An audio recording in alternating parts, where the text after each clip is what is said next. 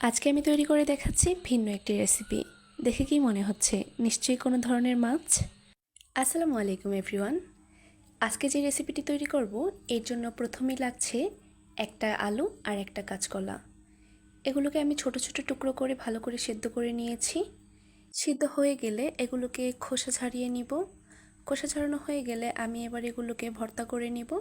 আর এটা কিন্তু হাত দিয়েও করে নিতে পারবেন, ভিতরে যেন দানা দানা ভাব না থাকে তাহলেই হবে। একদম ভালো করে মিশিয়ে নিতে হবে। ভালো করে মেশানো হয়ে গেলে আমি এর মধ্যে দিয়ে দিচ্ছি স্বাদমতো লবণ, ধনিয়া গুঁড়ো, জিরের গুঁড়ো, হলুদ গুঁড়ো আর 2 চা চামচ বেসন। এখানে কিন্তু বেসনটা অবশ্যই দিবেন। আর এবার আমি সবগুলোকে ভালো করে মিশিয়ে একটি ডো তৈরি করে নিয়েছি। আর এগুলোকে আমি এবার 5টা ভাগে ভাগ করে নিয়েছি। এবার এগুলোকে যেই সুন্দর মাছের মতো শেপটা হয়েছে আমি সেটা দিয়েছি। দেখতেই পাচ্ছেন আমি কিভাবে দিয়েছি, এটা আর বলে বোঝানো যাবে না। আমি সুন্দর মতো মাছের মতো করে নিয়েছি। আমার এখানে 5টা হয়েছে, আপনারা চাইলে বাড়িয়ে কমিয়েও বানিয়ে নিতে পারবেন। এবার আমি এগুলোকে ভাজতে চলে যাব। একটি প্যানে দিয়ে দিলাম সামান্য পরিমাণে তেল। আর তেলটি হালকা গরম হয়ে গেলেই আমি এগুলোকে দিয়ে দিব।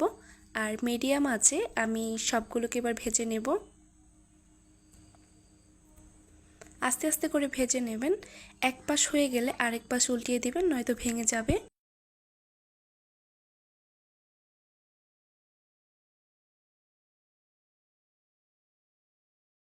এই পর্যায়ে সবগুলো ভালো করে ভাজা হয়ে গেছে, এখন আমি তুলে নিলাম। এবার সেই প্যানে আমি দিয়ে দিলাম কাঁচামরিচ কুচি, টমেটো কুচি আর পেঁয়াজ কুচি। এবার এগুলোকে হালকা ভেজে এর মধ্যে দিয়ে দিলাম আদা রসুন বাটা, দিয়ে দিলাম স্বাদমতো লবণ। এবার দিয়ে দিলাম স্বাদমতো হলুদ গুঁড়ো আর মরিচের গুঁড়ো। এগুলো যে যার টেস্ট মতো দিয়ে নিতে পারবেন। এগুলোকে সামান্য পরিমাণে ভেজে নিয়ে আমি এর মধ্যে দিয়ে দিলাম পানি। মাছটা আর কি যেভাবে রান্না করি এটা সেম ওইভাবেই রান্না করা হয়েছে। এবার পানিটা যখন কিছুক্ষণ ফুটতে শুরু করবে এর মধ্যে আমি এবার এগুলোকে কিছুক্ষণ ঢেকে দিয়ে 3 থেকে 4 মিনিট রান্না করে নিব। এর মধ্যে আমি কিছুটা দিয়ে দিলাম গরম মশলার গুঁড়ো নামানোর আগে। এটা চাইলে স্কিপও করতে পারেন। এই তো হয়ে গেল। আর খাবারটা কিন্তু অনেক মজার ছিল। কেউ দেখে বুঝতেই পারেনি এটা যে মাছ নাকি।